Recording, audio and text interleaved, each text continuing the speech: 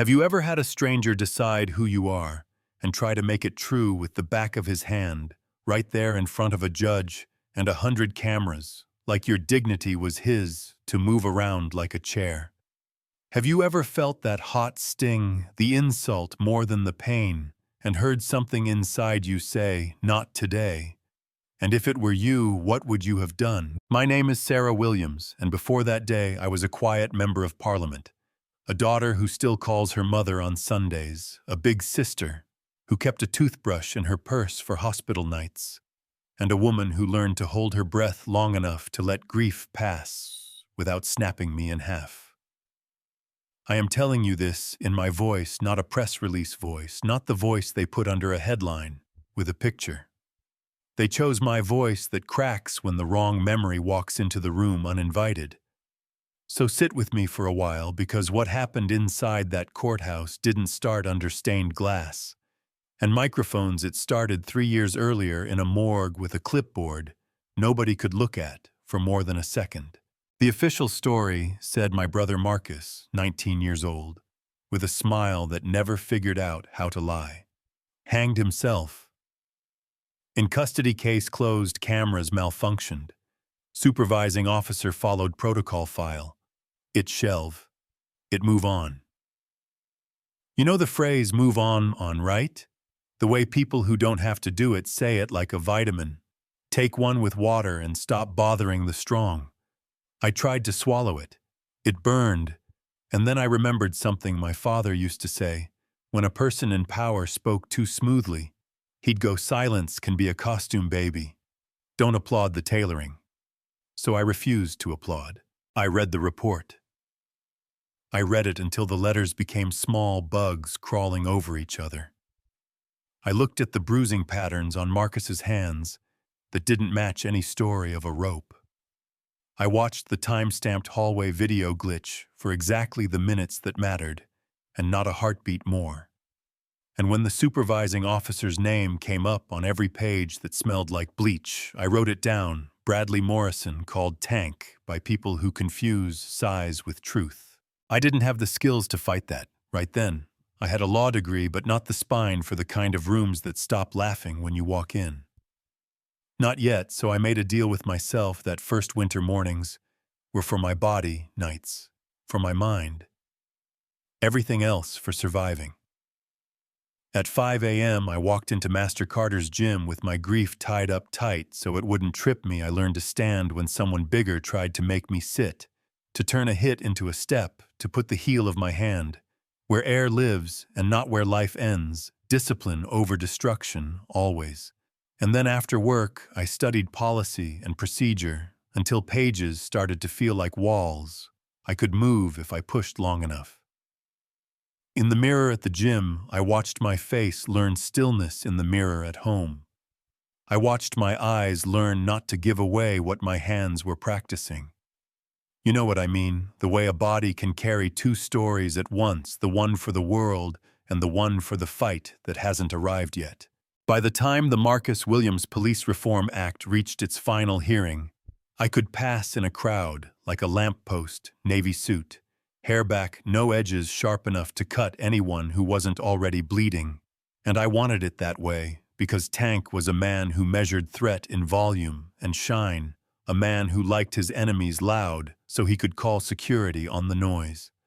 The courthouse that day looked like a cathedral that had misplaced its god oak, dark as old coffee floors, polished until you felt rude for walking on them, news vans angled like they were waiting to pounce. And inside that cavern, there were two seas facing each other across an aisle that felt like a fault line, blue uniforms, solid and unblinking on one side, hand-painted signs and tired faces on the other. A judge who knew the sound of a lie, but also knew the budget of a truth, and cameras that can make a life look like a clip. Pattern interrupt, because I want you to picture this. Right, smell the cold varnish. Hear the mic hum. Feel the way your tongue sticks to your teeth when you're trying not to talk. Because that silence, that careful silence, that's where the trap gets set for people like me. Tank made his first move in the lobby under the rotunda, a space built to make one voice sound like 10. And he used all 10 explaining real policing to people who had never sat on a linoleum floor, waiting for the metal door to open, describing activists like toddlers with markers who need adults to clean up their walls, comparing grief to gasoline, dangerous near the engines that keep a city running. Reporters ate it up, cameras blinked like patient animals. A few officers laughed in a way that scraped the inside of my ears, and then he turned to me not because he knew who I was, because he saw a woman near a table who wasn't looking at him, and that became an opportunity. "Maybe stick to paperwork you can handle," he said, gentle as a shove. And then he bumped the table with that broad shoulder, and paperwork I had sorted 12 times chose that moment to turn into leaves, light, fluttering. Humiliating an autopsy photo, gliding across marble, pausing under his boot, and he stepped slow enough to be mistaken for an accident, by anyone who needed it to be an accident, and ground his heel on my brother's face. "Hold up. Feel that." Because if I say I stayed calm, I don't want you to think that means I didn't feel everything at once. It is possible to shake and to choose at the same time, possible to taste pennies and still remember where your spine is, possible to want to break and also to want to win and winning. Right then meant giving the cameras a woman who picked up a photo, slid it back into plastic, stood and said, "Officer Morrison, I look forward to reviewing the evidence in the Marcus Williams case." My voice did not waver, my jaw did, and he smiled like a man at a barbecue, talking about sauce, sure thing. Sweetheart always happy to educate concerned citizens. Channel 7 pulled him into frame like they were saving him from a boring conversation, and he delivered the lines I could now recite in my sleep, the noble weight of the job, the tragedy of choices, the easy stereotypes that let strangers decide who deserves oxygen. And he said my brother's name like a word he didn't need to clean before using. He called him violent, habitual, inevitable with me, 10 steps away with the camera, 10 inches from his good side. And I realized then that this part of the fight would be acting. He would perform, I would refuse to audition. Inside the courtroom, he doubled down on theater stage whispers meant to be caught by microphones, sighs that could move paper chuckles landing where my evidence should have, and the judge's gavel played traffic cop to his ego. When our counsel questioned the camera malfunction during Marcus's last hours, he folded his hands into innocence and said, "Technology fails, unfortunate, not suspicious." And then my attorney asked about operations, a small word with sharp corners, and Tank snapped, "Don't imply impropriety." I followed the book. The kid threatened police operations. What did you expect would happen? And there it was, the sentence my body recognized before my mind could, one of those slips that shows you the room behind the wall. We reached the last block of testimony, and he strode to the podium like election night shoulders, full of votes, voice full of certainty. Policy cannot be driven by grief. Criminals sometimes die because criminals make dangerous choices, and he looked at me when he said, "Criminals like a man daring you to blink." So I stood because sometimes strategy looks like standing when you're supposed to sit. And I walked to the podium and I said, "Your Honor, may I respond?" And when she nodded, I turned to the man who had just stepped on my brother's face and I said, the thing I had held like a lit match for hours, "My name is Sarah Williams. I am a member of Parliament and chair of the Oversight Committee, and Marcus Williams was my brother." You could hear the newsrooms outside through the walls. You could hear pens freeze. You could hear a union rep's breath go sideways. And you could hear Tank say, "You're an MP," in a voice that belonged in high school. And I said yes. And for the record, I graduated summa cum laude from Harvard Law, not community college. And I shouldn't have added that part. But some days the hurt reaches for words with teeth. And then he did the thing that men like him do when cornered by a woman who doesn't apologize for existing. He said he didn't care if I was the queen. He called my brother. Something you won't hear in my mouth. He took another step, and the judge banged the gavel hard enough to jar a few people back into their clothes. He kept coming. And this is the part you've seen on 1,000 screens, looped, slowed, captioned, argued over by people who prefer the video to the truth behind it. His hand came back palm loose, not a fist, a slap, because slaps are about humiliation, not pain, and it cracked against my face and time broke into pieces I could pick up and put back where I needed them. I stepped with the force, not against it. I opened space where he expected collapse. My right hand found the soft switch where breaths begin, and I pressed it with the heel of my palm. He folded, because anyone would. I turned with his weight and placed my elbow where the spine asks for mercy. The angle that says lie down, and he did, 6 feet, 4, and all of it on marble, and the noise it made sounded like a door closing. 3.2 seconds. Not rage. Training. Not wild. Controlled. And then I said, for the record, self-defense, and for the record, I am a member of Parliament. You think the slap is the worst part of a day like that, but the worst part is the story that gets written for you while you're still bleeding. The union wheeled out a wall of uniforms by sundown and called me a deceiver with concealed training, who entrapped an unsuspecting officer. They called my hands weapons, and a district attorney who likes microphones more than nuance filed charges against me within 48 hours, aggravated assault with a deadly weapon, the deadly weapon being the body I trained to survive men like Tank. Do you think that's fair, that training becomes a crime the first time you need it? Pattern interrupt because some of you are already typing a comment about politicians and courtroom decorum. I hear you. Hold your thought. Let me finish the middle because the twist doesn't arrive with a bow. It arrives with a knock on my door from a federal agent who knows how to listen. Agent Maria Santos opened a file because a sitting MP getting charged after a custodial death is not background noise. It is a flare in a dry forest. She pulled the courthouse audio and handed it to technicians who can turn mush into sentences, and they found Tank's whisper. The cameras missed. Little activists who play with real police work might learn the same lesson, and worse, the line. He couldn't help but release your brother. Threatened police operations. What did you expect would happen? And that wasn't the only thing catching light, because analysts tracing money like veins found $50,000 blooming in his accounts in the months before Marcus died, deposits too clean and too regular to pass for anything but payment, and phone records started drawing lines between Tank and men Marcus had been preparing to expose. He put on a neck brace and toured the studios to talk about deception and ambush, and how hard it is to be a working-class cop in a city that doesn't understand sacrifice. And I almost felt sorry for him in one small moment, when I remembered he has a mother too, and then I remembered my mother ironing my brother's shirt for graduation that he never wore, and the pity evaporated.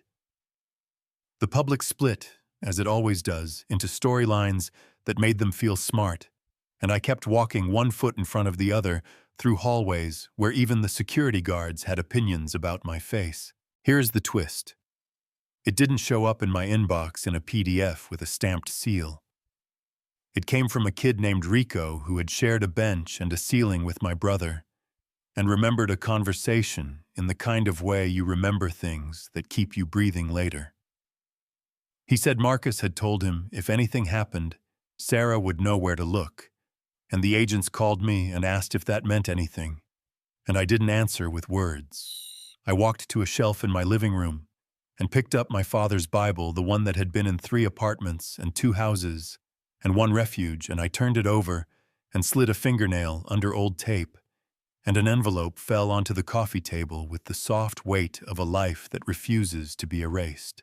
We opened it there, not in an evidence room in the place where I keep tea and extra blankets for friends, because some truths deserve real light. Photographs of Tank accepting money in corners, you'd only find if you already knew what you were looking for, audio on a cheap recorder tucked under a flap in a book nobody had opened since the funeral. A journal in Marcus's careful hand, block letters like a boy, trying to make sure his teacher could read him dates, times, names, a map of the rot he was going to show the right people if he stayed alive long enough. The last entry didn't bother with small talk. Tank knows if something happens to me, it wasn't me, tell Sarah. I'm sorry I got involved with these people, and my hands started to shake in a way that had nothing to do with fear, just the body recognizing the moment it has to carry forever. Yeah, that happened. From that point on, the story stopped being mine alone and started being a federal problem with teeth. The DA kept my charges alive because machines hate to admit error. But the trial that swallowed oxygen wasn't my name, it was his, and when it opened, the courtroom felt like one of those TV events where they make you think democracy is a spectator sport. His lawyer tried the playbook anyone could write in their sleep-on or split-second danger criminals, who make officers choose between their own lives and the life in front of them. And for a minute I watched the jurors give him the humanity he had never given my brother. And then Janet Rodriguez, the prosecutor, with a spine like a metronome, got up and changed the tempo. She asked how many deaths in his custody over 15 years, and his lawyer objected, and the judge allowed, and the number 7 came out of his mouth like a bad prayer. If you've never worked anywhere near a holding cell, that number may not move you, but if you have, you felt the room lean at the same time I did, because 7 is not bad luck. 7 is gravity pulling truth through the floor. She played the enhanced audio, his whisper made large on speakers that did not care about his day. Your brother threatened police operations. What did you expect would happen? And he tried the hypothetical dodge patterns, not specifics. And she asked which operations, and he couldn't recall.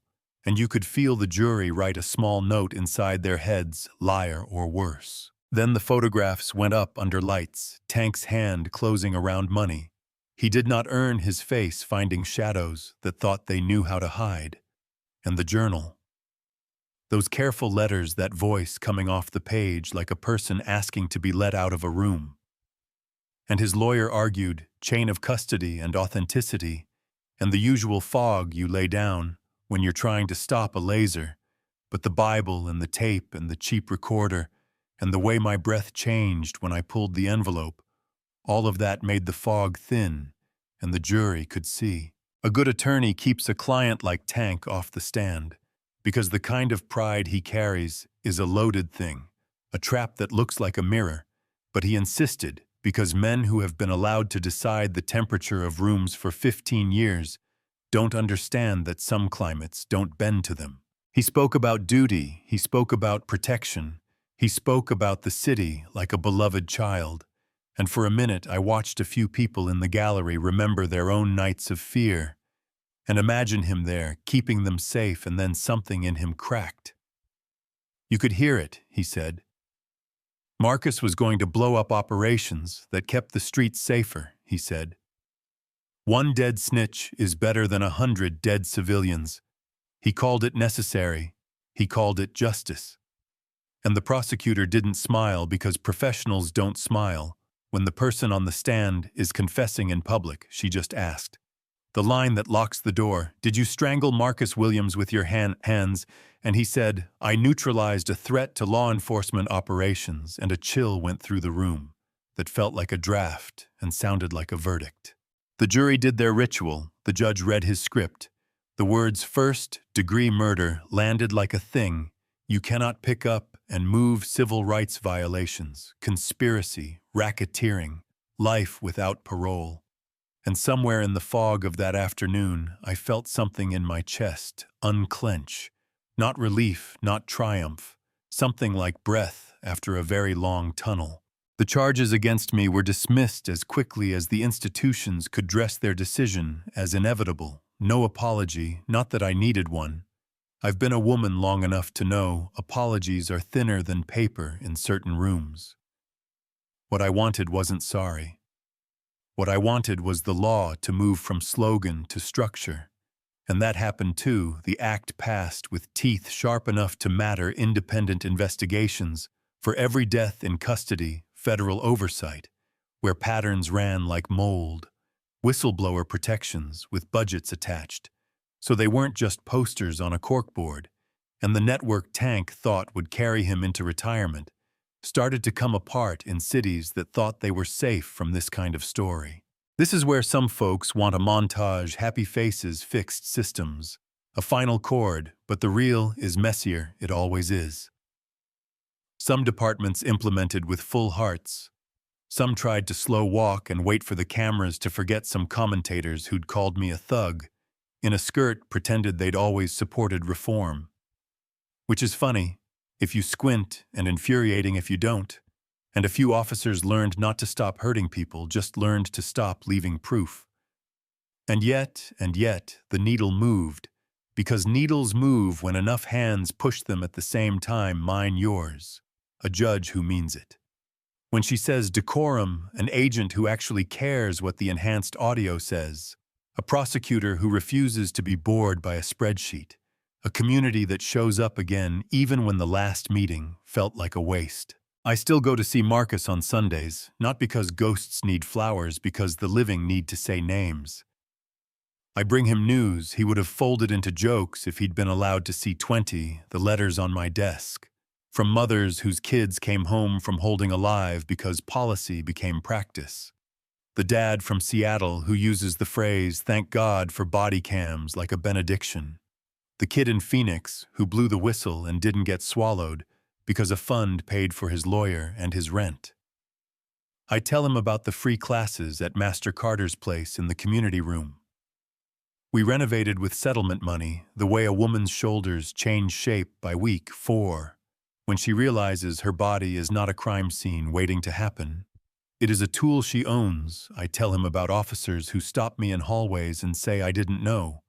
And I believe some of them not because I'm naive, because people really don't know things until the sounds become impossible to ignore. Pattern interrupt. Because I know what some of you are typing right now, the comment about politicians hitting cops. The one about, if you can't do the time, don't do the crime. The one about respect for the court. And I want you to ask yourself a thing before you hit send.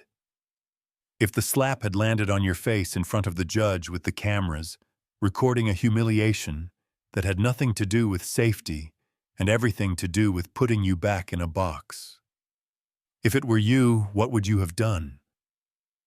Would you have stood there and let the story finish writing itself, or would you have used training you paid for with mornings and grief to stop the next hit and to hold the room long enough for the truth to walk in? In the middle of this video, let me say it plain, stick around, because what happened next will blow your mind, not because a villain fell, because a system admitted it needed glasses and actually put them on. People ask me more about the 3.2 seconds than about the 3 years before it, and I get it. A clean moment plays better than the slow kind, but if you only study the elbow and the fall, you miss the reason it mattered. That I did not swing for punishment. I placed a hand and an elbow where they would stop harm without creating more.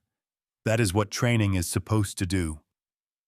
And if you think training itself is suspicious, if you think a woman learning to defend herself is a pre-crime, ask yourself who that serves, because it doesn't serve safety, it serves men who prefer women to flinch. Do you think it's fair that the first time a woman uses the discipline she built to stay alive, the law tries to label her hands weapons while letting a badge excuse a slap? So here's the part where we get a little uncomfortable together, because endings that let you sleep easy aren't the ones that change anything. Should hands trained for defense be treated like knives in court? Or should courts learn the difference between capacity and intent? Should an elected official have to choose between decorum and dignity when she is hit inside a building naming itself justice, or should the people who sit under those flags learn to recognize that order without accountability is just choreography? Should we keep pretending that a system designed to absolve itself can be trusted to investigate its own worst nights? Or should we build habits that bring in fresh eyes, the way we bring in a second doctor when a diagnosis is heavy? You know what I mean, the way an institution tries to convince you that your complaint is an insult to its honor, when really your complaint is the only thing keeping its honor alive. I do not ask you to like everything I did. I ask you to tell me the better move, not from the safety of a keyboard months later, from the space between a slap and a second slap, between your brother's photo under a boot and your next breath. Tell me how to make the cameras show a version of you that stays standing without giving them a reason to turn you into the problem. And if your answer is, don't get in the room, I need you to sit with why you want the rooms only for men like Tank. Yeah, that happened too, the part where people who say they love law and order actually love the order that keeps them comfortable and the law that keeps you quiet. I am not a hero. I am a woman who got tired of being told to wait my turn while the people I love ran out of time. I am a sister who tapes an envelope inside a Bible and tells the truth repeatedly until the repetition becomes a policy instead of a slogan. I am a member of Parliament who learned that a title cannot hold you up when someone decides you are only a body. I am a student who never stopped being a student. Drills before dawn, redlining legislation at midnight, asking better questions. And if there is anything heroic in any of that, it is only the kind of thing any of us can learn. Let me leave you with the frame. Most folks miss when they watch the clip, not the slap, not the elbow, the breath I took between them. Eyes down to his chest, not up to his face, stepping into the space his own force made, because for 3.2 seconds, the room asked me what kind of person I was, and I answered with control instead of anger, with skill instead of theater, with a refusal instead of a performance. Sometimes justice looks like a gavel, sometimes like a spreadsheet, sometimes like a whisper pulled out of static by a woman who refuses to be bored by the work. And sometimes, yes, sometimes justice looks like an elbow, reminding a man that the laws of physics do not bend for his pride. So now it's you and me, and the part where I stop talking and you start, but before you do, let me make sure we're arguing about the right thing. This isn't about whether all cops are bad. It's about whether any system should make it easier for a bad one to stay that way. It isn't about whether grief should write policy. It's about whether the truth should. It isn't about whether decorum is important. It's about whether decorum without dignity is just a stage direction. If it were you, if it were your brother, your city, your cheek, your file, your Bible, what would you have done? Would you have taken the plea to save your title and lost your voice, or would you have risked the title to keep your brother's name clean? Would you have called trained hands deadly weapons when they protected a face in a room that was supposed to make faces safe? Tell me where you're watching from. Tell me the time you stood in a room and felt smaller than the sound being made about you. Tell me if you think trained self-defense is a problem or a promise. Tell me if you've ever had to choose between order and accountability. In your own house, your job, your neighborhood. If you disagree with me, bring it respectfully, with facts, with your story, not with slogans you found on a bumper sticker. Because this channel, this community has no interest in winning comment wars. We are trying to build a habit of telling the truth even when it embarrasses the rooms we wish would love us. If this story lit a match in you, share it with someone who needs to hear they are not crazy for wanting both safety and dignity. Hit subscribe if justice matters to you, hit it. If it makes you uncomfortable, and let me see if I can move you a notch. Ring the bell, because what comes next will need witnesses.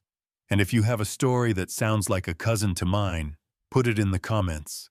Tell us what happened, what you did, what you wish you had done, because we read them. We show up, we refuse. And somewhere a person who needs your voice to breathe will find it. And remember that silence is a costume, and they do not have to wear it. Stick around, because the next chapter we're going to tell will make you angrier, and I hope braver.